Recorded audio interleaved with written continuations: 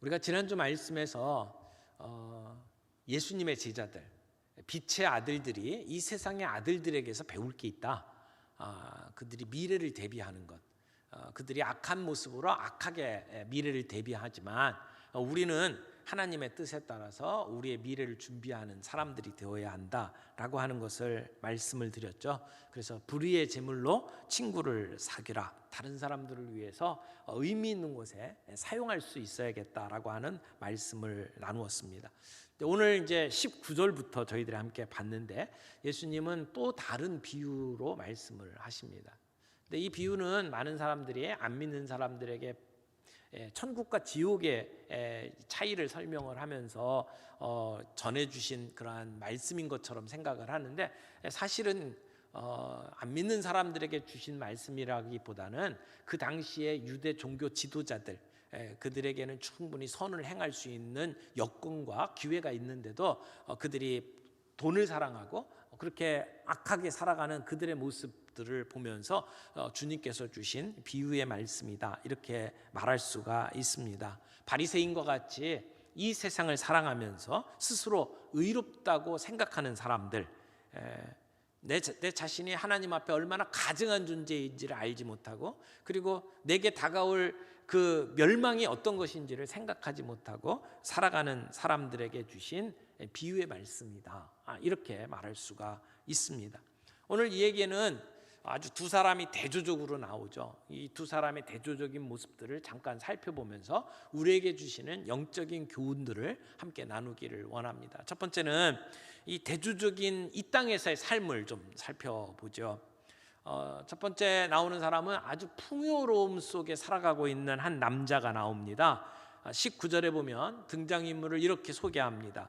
한 부자가 있어 자색 옷과 고운 베옷을 입고 날마다 호화롭게 즐기더라. 여기 날마다라고 하는 말은 이 자색 옷, 고운 베옷을 날마다 입는다라고 하는 것과 날마다 잔치를 베풀면서 살았다라고 하는 것에 함께 연결되는 말씀이라고 봅니다. 이 자색 옷을 입었다라고 하는 것은 굉장히 비싼 옷입니다. 조개류나 또 이 게, 뭐 이런 그 갑각류에서 채취해서 얻은 염료를 가지고 옷을 이제 채색하는 그러한 아주 비싼 옷을 가리킵니다.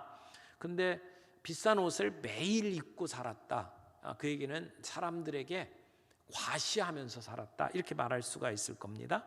또 고운 베옷을 입었다. 이 고운 베옷도 이 최고급 속옷을 만드는 데 사용되는 아주 질 좋은 이 면직물을 이야기할 때 이 고운 베옷이라는 말을 씁니다. 대부분이 이집트에서 수입해서 사용하는 아주 고가의 옷감입니다. 그런데 지금 겉옷은 자주색으로 되어 있는 이 자색 옷을 입었고, 그리고 속은 아주 속옷은 정말 비싼 그러한 속옷을 입었단 말이에요. 요즘으로 이야기하면 아주 명품으로 도배를 한 거죠. 그것도 사람들에게 늘 이렇게 보이기 위해서. 그러면서도 날마다 호화로운 잔치를 베풀었습니다. 여기 즐겁게 흥겨워하면서 그러면서 살아간 삶을 이야기하죠. 그리고 아마 이 사람은 미식가였던 것 같아요. 맛있는 음식, 정말 사람들이 부러워하는 음식이라면 어디든지 공수해서 그 음식을 가지고 사람들과 함께 잔치를 베풀었습니다. 그런 의미에서 이 사람은 아주 구두쇠는 아닌 것 같아요. 사람들하고 많이 이렇게 베풀면서 산 것처럼 보입니다. 자기 자신은 선행을 베풀면서 살았다, 이렇게 착각했을 수도 있어요. 사람들을 불러가지고 늘 잔치 베풀고, 그리고 사교적 모임을 갖고 이랬단 말이죠. 이 사람에게 딱 하나 가지지 못한 것이 있었는데, 그것은 가난하고 불쌍한 사람들을 향한 마음이 없었다는 거죠. 자기 문 앞에 그렇게 쓰러져 있는 사람을 향해서 긍휼한 마음조차 가지지 못하는 사람이었다고 성경은 이야기를 합니다. 어떻게 보면 이런 삶은 우리 모두가 꿈꾸는 삶일지도 몰라요. 오늘 이 땅에 살면서 우리가 풍족한 삶을 누리기를 원하잖아요.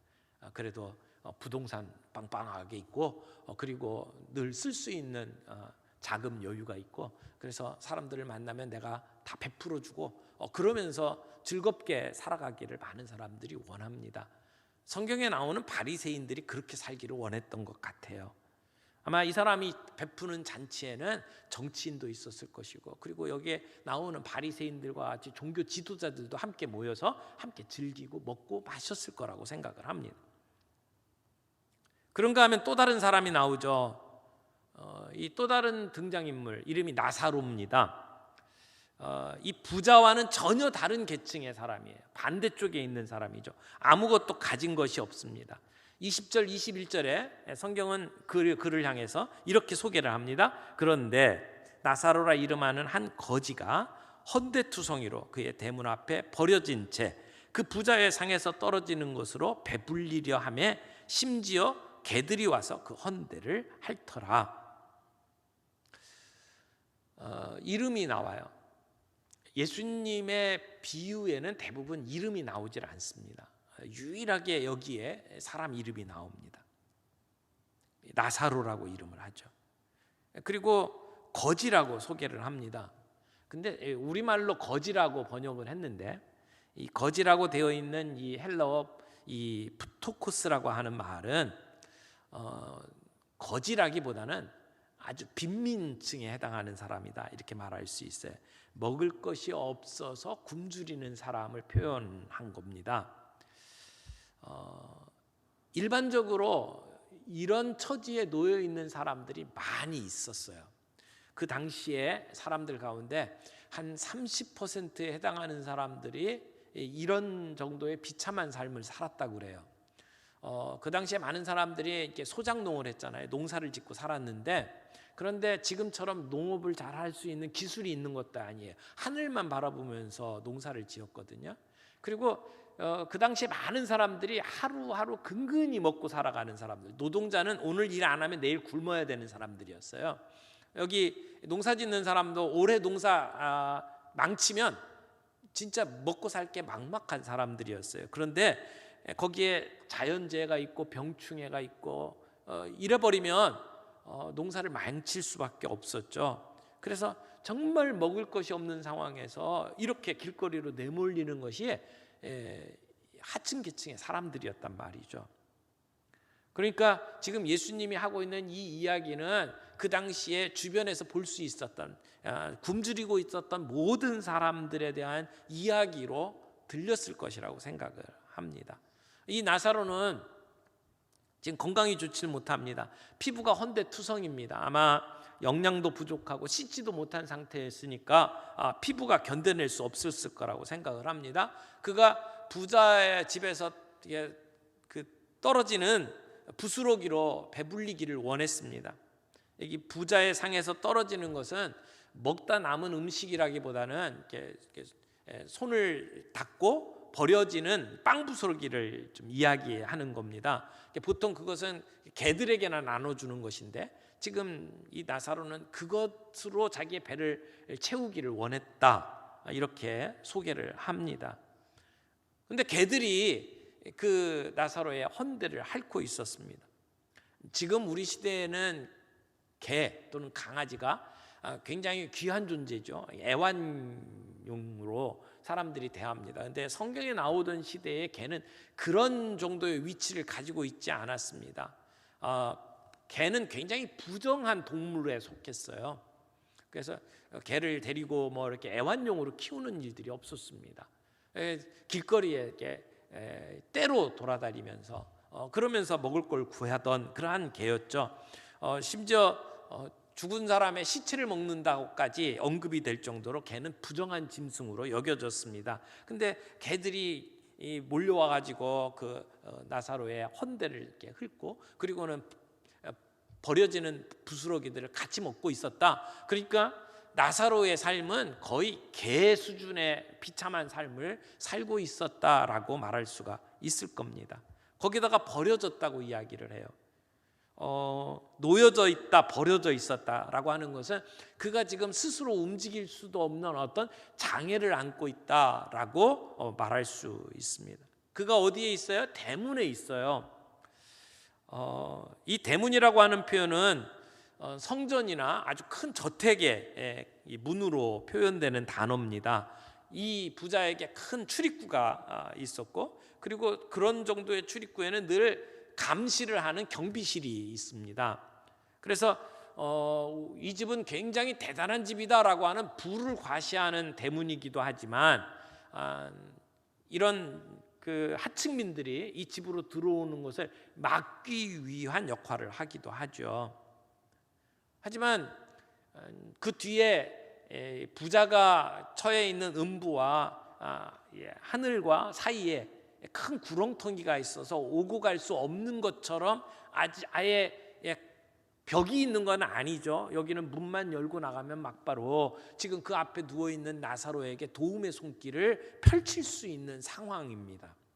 하지만 부자는 그 사람을 불쌍히 여기지 않았어요. 긍휼한 마음을 가지지 않았어요. 그렇게 먹고 풍성한 삶을 누리면서도 그 집 앞에 있는 나사로를 향해서 어떤 긍휼의 마음을 표현하지를 않았습니다. 누가복음에는 하나님의 나라를 이야기할 때에 하나님의 나라는 가난한 자들의 것이다 라고 하는 개념이 자주 표현이 됩니다. 앞에 번에 누가복음 6장 20절에도 보면 가난한 사람은 복이 있다. 왜냐하면 하나님의 나라가 그들의 것이기 때문이다. 이렇게 소개를 하죠. 거기에 나오는 가난한 자들이 바로 지금 이 나사로를 표현하는 거지라고 표현된 그 단어와 같은 내용이거든요. 이 프토코스라는 단어를 동일하게 사용을 합니다. 그것을 보면 누가는 이 누가복음을 통해서 가난한 사람들에 대한 이 하나님 나라의 관점을 이렇게 분명하게 지금 소개하고 있다고 말할 수 있어요. 하나님의 나라는 가난하고 굶주린 사람들의 것이다. 이렇게 이야기를 하고 있는 거죠. 그런데 이 나사로의 이름의 뜻이 하나님이 도와주신다 이런 뜻이에요. 하나님은 나의 도움이시다 이런 뜻을 가지고 있어요. 그런데 현실은 전혀 다른 모습이죠. 어떻게 보면 정말 비참한 모습으로 살아가고 있잖아요. 하나님이 도와주시는데 지금 비참한 모습처럼 보여요.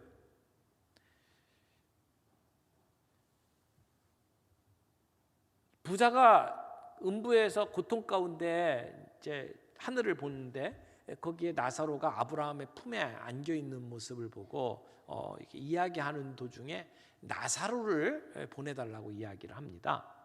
그러니까 나사로라는 이름을 밝히는 것을 봐서 이 부자는 자기 집 앞에 쓰러져 있던 나사로의 존재를 알고 있었어요. 나는 몰랐다 이렇게 말할 수가 없다라는 이름까지 알고 있었어요. 그럼에도 불구하고 그는 그 나사로에게 도움의 손길을 베풀지 않았어요. 변명의 여지가 없다라는 얘기죠. 나사로는 하나님이 도우신다라는 이름을 가지고 있었는데 삶은 그렇게 안 보여요. 그런데 놀라운 것은 죽고 난 다음에 역전이 되죠. 그는 아브라함의 품에 안겨서 하늘의 잔치에 참여하죠. 부자는 음부에 떨어져서 고통 가운데 있습니다. 어떻게 보면 이 비유의 이야기는 하나님이 진짜 도우시는 사람은 누구냐?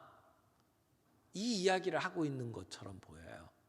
지금 이 땅에서 부유하게 사는 사람들, 어떻게 보면 좋은 여건 속에서 살아가는 사람들, 우리는 그것을 보면 하나님께 복 받았네 이렇게 말할 수 있을지 몰라요. 그러나 실상은 아닐 수도 있다라는 거죠.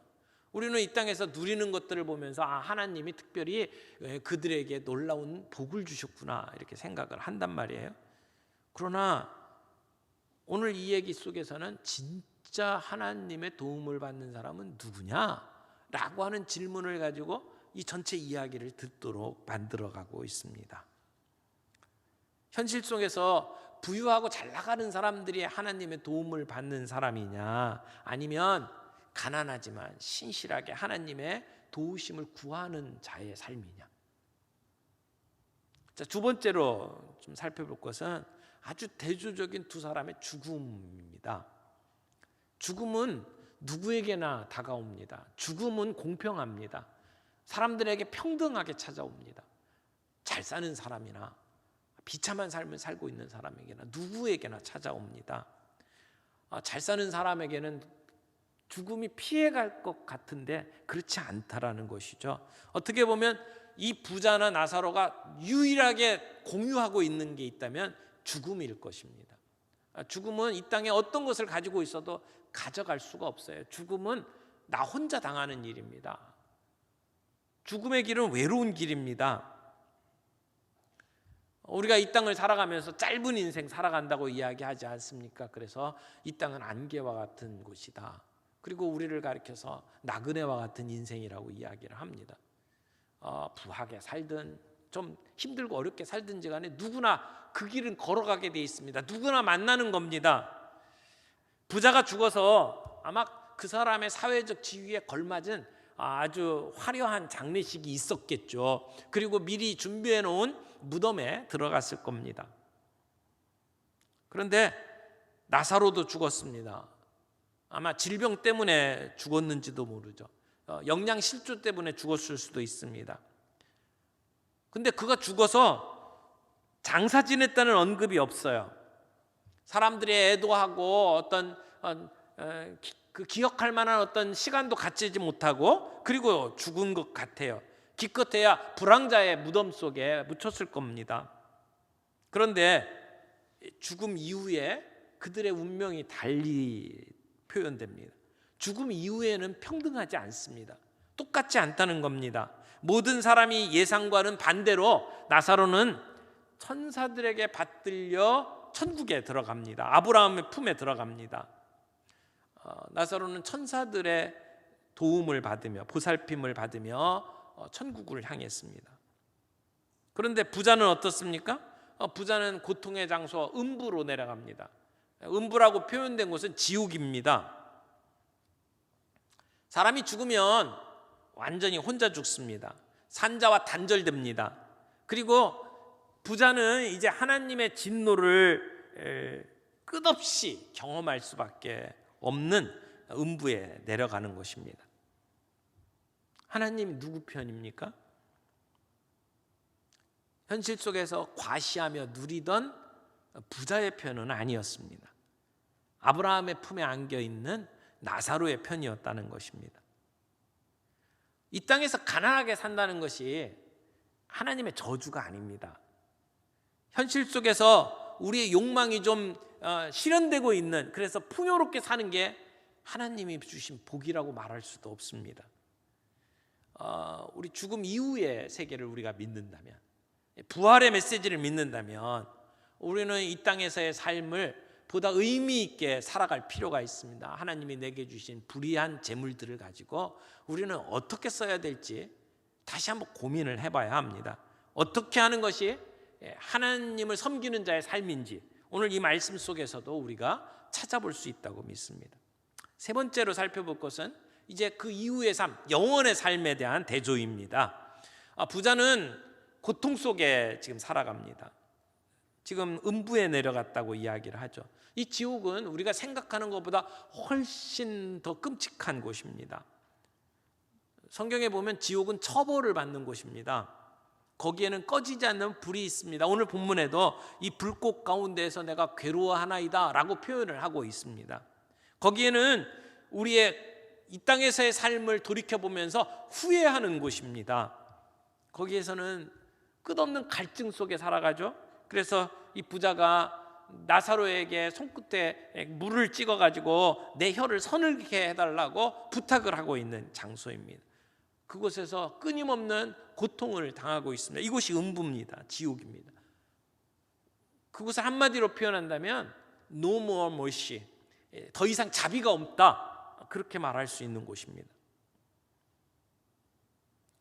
반대로 나사로는 어떠한 지금 삶을 맞이합니까? 평화를 찾았습니다.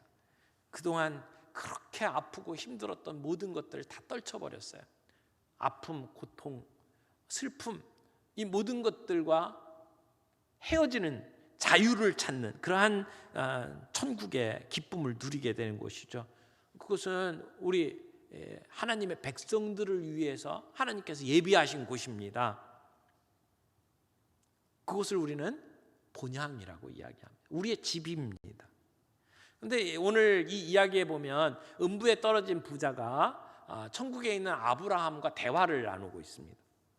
그 대화의 내용을 우리가 살펴보면서 몇 가지 좀 중요한 영적인 교훈들을 함께 살펴보기를 원합니다. 먼저 이 대화를 살펴보면서 기억해야 될 것은 이 말씀은 비유라고 하는 겁니다. 비유를 주신 것은 어떤 목적이 있어서 주신 거예요. 이게 다큐멘터리가 아니고 비유로 주신 겁니다. 그러니까 여기에 나와 있는 이야기, 천국과 지옥에 관한 이야기를 설명하기 위해서 예수님께서 이야기를 주신 건 분명히 아니에요. 지금 예수님의 이야기를 듣고 있는 바리새인들을 향해서 어떤 메시지를 주기 위해서 주신 거죠. 특별히 바리새인들이 계속해서 그 세리와 죄인들에 대해서 꺼려하고 그들과 함께 식사하고 있는 예수님을 향해서 비난하고 있던 그런 상황 속에서 지금 이 잃어버린 그 양 한 마리 이야기, 잃어버린 동전 이야기, 잃어버린 두 아들 이야기를 지금 계속하시고, 그리고 불의의 제물로 친구를 사기라 하고 말씀하시는 그 비유 다음에 나온 이야기란 말이에요. 전체적으로 이 비유들은 목적이 있다라고 하는 것을 우리가 기억을 할 필요가 있습니다. 그럼에도 불구하고 이 이야기 속에 나타나는 천국과 지옥에 관한 이야기들을 우리들이 이렇게 들으면서 몇 가지 이렇게 중요한 인사이트를 얻을 수 있다고 생각을 합니다. 먼저 생각할 것은 이 부자가 아브라함을 향해서 아버지라고 부르는 겁니다. 23절에 보니까 그가 음부에서 고통 중에 눈을 들어 멀리 아브라함과 그의 품에 있는 나사로를 보고 불러 이르되, 뭐라고 그랬어요? 아버지 아브라함이요, 아버지 아브라함이요 라고 이야기를 해요. 지금 아브라함 품에 나사로가 있어요. 지금 잔치 자리에 있는 거예요. 그러니까 예수님께서 그 제자들과 함께 그 최후의 만찬을 할 때에 예수님 옆에 요한이 예수님께 이렇게 기대에 있었다고 그러죠. 예수님 품에 안겨 있는 모습으로 이렇게 표현이 됩니다. 이제 그런 것처럼 지금 아브라함 옆에 지금 나사로가 기대어서 지금 잔치 자리에 참여하고 있는 모습으로 지금 이야기를 하고 있습니다. 여러분, 아브라함의 품에 안겼다라고 하는 것은 굉장히 복받은 상태를 이야기하는 겁니다. 유대인들 누구나가 다 꿈꾸고 있는 그러한 모습을 표현을 하고 있는 거죠. 영예의 자리입니다. 정말 복받은 자리죠. 부자가 나사로를 알아봤습니다. 아니, 자기 집 앞에 그 쓰러져 있던 나사로가 좀 거기에 있단 말이에요. 그러면서 아브라함에게 이야기를 합니다. 아버지 아브라함이요. 아버지라고 표현을 합니다. 지금 유대인들 모두가 다 아브라함의 후손입니다. 그래서 아브라함을 자기의 조상이라고 다 생각을 한단 말이에요. 그래서 아버지라고 부르는 게 당연할 수 있습니다. 그러나 그가 주장하는 건 육체적인 관계에서 아브라함의 후손으로서 아버지라고 표현을 하는 것이지, 영적인 면에서 아버지라고 말할 수 있는 자격은 없어요. 아버지 아브라함과 함께 그 자리에 있어야 아들이죠. 하나님의 천국 잔치에 들어가야 그게 하나님의 백성이죠. 지금 이 부자는 하나님의 백성이 아닙니다. 그는 아브라함의 아들이 아니라고 하는 겁니다. 육체적인 혈통이 구원받게 할 수 없다라고 하는 것을 분명하게 보여주는 내용이죠.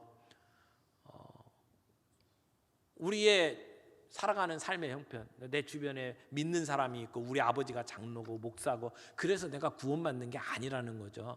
어떤 분은 나는 믿지는 않는데 우리 마누라 천국 갈 때 치마꼬리 붙잡고 가겠다, 뭐 이런 분도 있습니다만은 천국은 이런 관계로 갈 수 있는 게 아니다라고 하는 것이죠. 지금 이 부자는 혈통의 그 아들됨을 주장하고 있지만 진정한 아브라함의 아들이 아니라고 하는 것이죠. 여기 운명의 역전이 일어납니다. 이 땅에서는 그렇게 떵떵거리면서 살던 사람이 지금은 지옥에 떨어져서 고통 가운데 있고, 집 앞에서 그렇게 천대받던 사람이 지금은 아브라함의 품에 안겨서 지금 잔치 자리에 참여하고 있는 운명의 역전이 일어났습니다. 두 번째로 좀 생각해 볼 것은요, 이제 이 부자가 나사로를 통해서 자기 입에 물 한 방울만 좀 전해달라고 이야기를 합니다. 그때 아브라함이 이렇게 거절합니다. 25절 보세요. 아브라함이 이르되 너는 살았을 때 좋은 것을 받았고 나사로는 고난을 받았으니 이것을 기억하라. 이제 그는 여기서 위로를 받고 너는 괴로움을 받느니라. 자, 이 말씀은 자칫 잘못하면 좀 오해가 될 말씀입니다.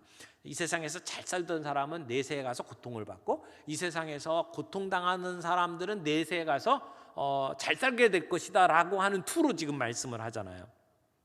문자적으로 보면 부자가 이 땅에서 잘 산 것은 이게 지옥에 갈 일이고, 이 땅에서 어렵고 힘들게 산 사람들은 천국에 갈 이유가 된다라고 말하는 것처럼 보이잖아요. 그러나 이건 말이 안 되는 이야기입니다.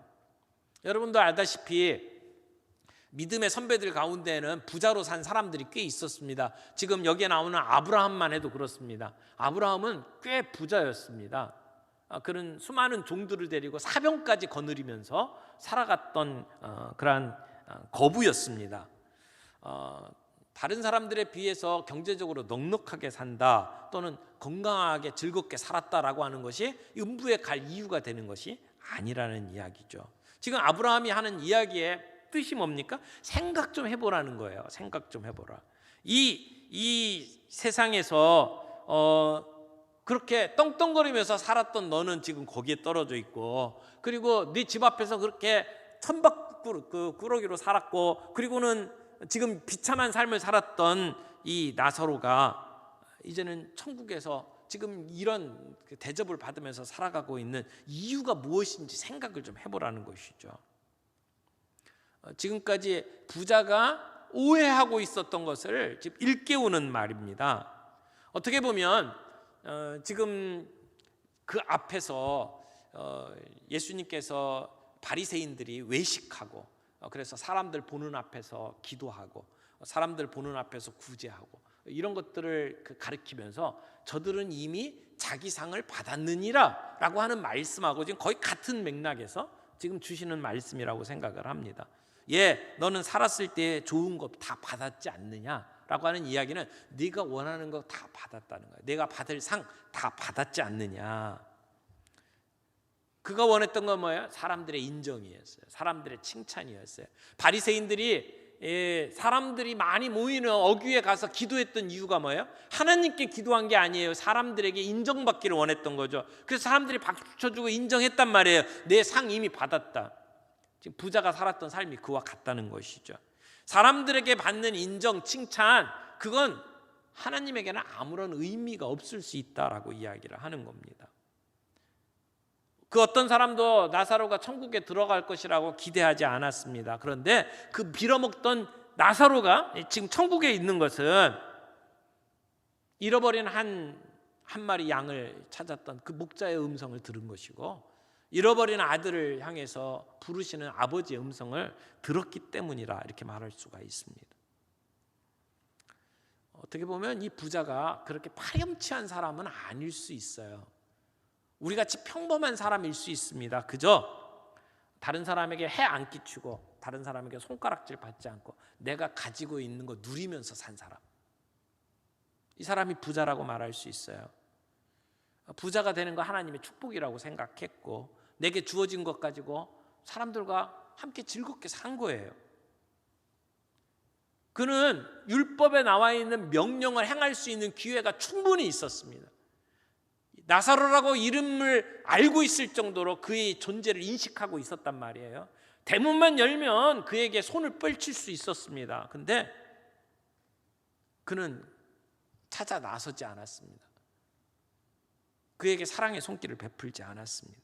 그래서 그는 여기서 위로를 받고 너는 거기서 괴로움을 받는다라고 이야기를 하는 거예요. 완전히 역전된 모습을 보여주는 거죠.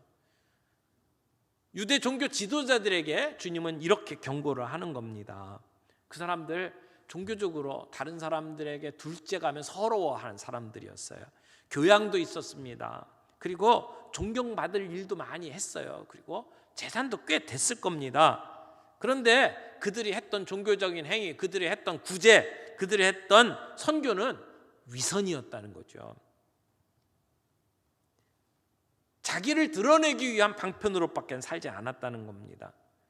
이런 부자에게서 나타나는 이런 모습이요, 오늘 이 시대를 살아가는 저와 여러분들에게 훨씬 더 많이 있을 수 있다고 생각을 합니다.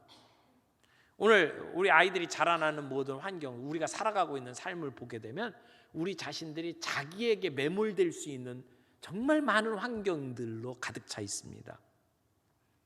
나만을 위하는 모습들. 그래서 내가 내 스스로 이 세상을 살아갈 수 있다라고 착각에 빠지도록 만드는 이 세상의 문화 속에 오늘 살아가고 있다는 겁니다. 세상이 안내해 주는 대로, 세상이 설계한 대로 따라가면 우리의 인생은 완성될 수 있는 것처럼 사람들이 착각하면서 살 수 있습니다. 하나님만이 하실 수 있는 것을 이 세상이 할 수 있다고 찾고 믿고 따라가는 것, 그게 죄입니다.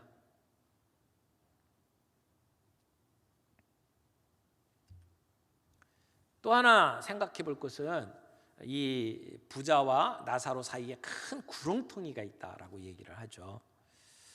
여러분, 오고 갈 수가 없는 구렁텅이라고 말을 합니다. 이것을 보면 한 번 천국을 가든 지옥을 가든 그 이후의 삶은 영원한 거다, 바꿀 수가 없다, 이 얘기를 하고 있습니다. 사후에 사람들의 운명이 나뉠 것을 이야기를 하고 있죠. 그리고 한 번 가게 되는 곳이 영원한 처소다라고 하는 것을 이야기합니다. 예전에 그 냉장고 광고가 한 번 순간의 선택이 10년을 좌우한다, 이런 얘기를 했잖아요. 말씀을 듣고 내가 하는 선택이 영혼을 좌우하는 것을 이야기를 하고 있는 거예요. 한 번 결정되면 그 다음엔 바꿀 수가 없다라는 겁니다.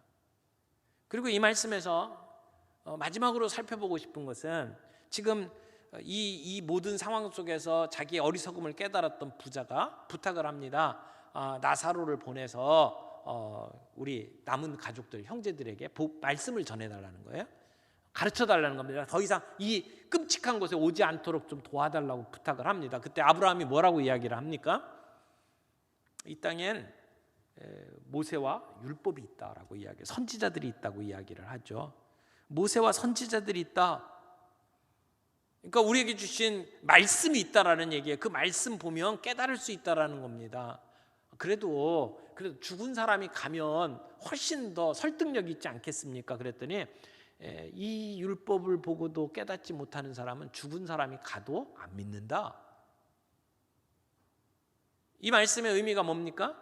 하나님의 말씀으로 충분하다는 얘기예요.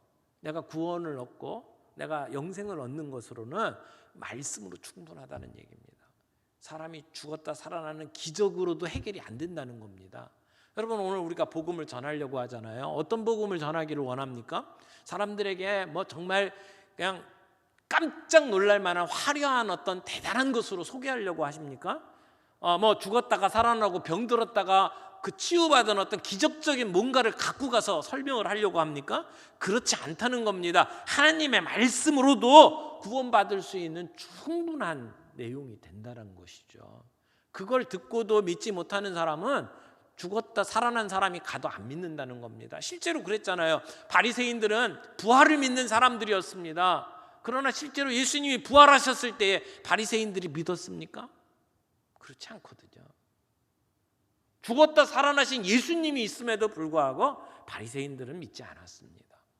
여러분, 우리가 복음을 전하는 것이 내 능력 갖고 되지 않습니다. 내가 얼마나 말을 잘하느냐, 내가 얼마나 떵떵거리면서 잘 사느냐, 내 삶을 봐라, 하나님 살아계신다, 그래 갖고 될 문제가 아니라는 겁니다. 나보다 잘 사는 사람들에게 복음을 전하려면 두려움이 생깁니까? 그건 아직도 오해하고 있는 겁니다. 나를 증명해서 복음이 전해지는 게 아니라는 것입니다. 하나님의 말씀으로 구원받을 수 있어요. 우리가 구원받는 것은 말씀 앞에 서게 될 때, 참된 믿음이 언제 생깁니까? 말씀 앞에 설 때, 말씀을 만날 때 생겨나는 것입니다.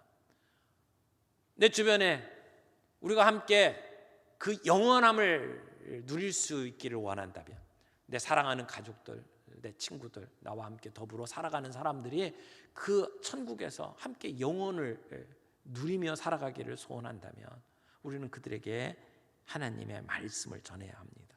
아무리 놀라운 기적이 일어나도 사람들 안 바뀝니다. 내가 어떤 말로 설득해도 그 사람들은 변화되지 않습니다.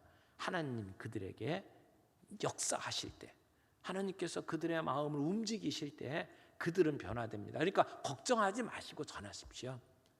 내가 그들에게 예수를 믿게 하는 게 아니라 나는 전하는 것뿐이고, 그들을 믿게 하는 것은 하나님이심을 믿고, 그리고 담대히 나아가 그들에게 복음을 전하십시오. 카톡으로도 복음을 전하고 영상으로도 복음을 전하고, 그리고 가능한 모든 방법들을 통해서 씨를 뿌리십시오. 거두는 건 주님께서 하실 일이고, 오늘 이 가을에 저희들이 새생명 축제를 하면서 영혼을 결정하는 시간이 될 겁니다. 말씀에 보면 이런 말씀이 있어요. 보라, 지금은 은혜 받을 만한 때요. 보라, 지금은 구원의 날이로다.